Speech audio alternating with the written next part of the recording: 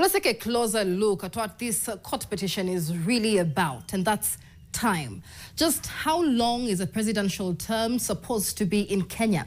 Is it counted from the day of the election or from the day of the swearing in? And what does it matter whether the next election is held in 2026 or 2027? Well, let's take you through a visual journey through every election date and a presidential term since Kenya's 2010 constitution to give you full context on this heated debate now before the Supreme Court. Now, in 2010, Kenya ushered in a new era with the promulgation of the new constitution. One of its key reforms, a predictable election calendar. General elections are to be held on the second Tuesday of August every 5th year. But when Kenya held its first post-2010 constitution elections in March of 2013, things were slightly off-cycle. Uhuru Kenyatta was elected and sworn in on the 9th of April in 2013.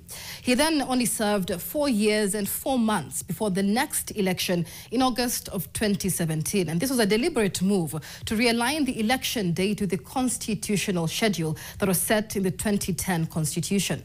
Then the 2017 election was a turbulent one after a contested result. The Supreme Court nullified the outcome. A repeat election was held in October, and President Uhuru Kenyatta was sworn in again in November of 2017. His second term lasted about 4 years and 9.5 months, ending in September 2022.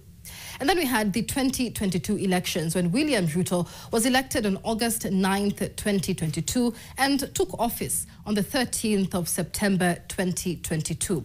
Now, if Kenya follows the August 2027 schedule, his term would run 4 years and 11 months, just shy of 5 years. But 3 petitioners say there's a problem. Their core argument here is that the 5-year term starts from the day of voting, not the day of swearing in. So if President William Ruto was elected in August of 2022, then his term should end in August 2027 to the date. But here's a twist. President Ruto was sworn in on the 13th of September 2022.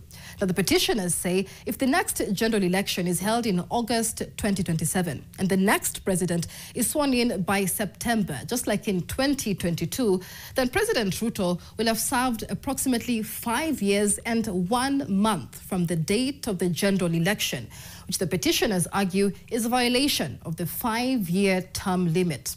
So what's their demand? To hold the next election in August of 2026 so that President Ruto's term does not exceed 5 years.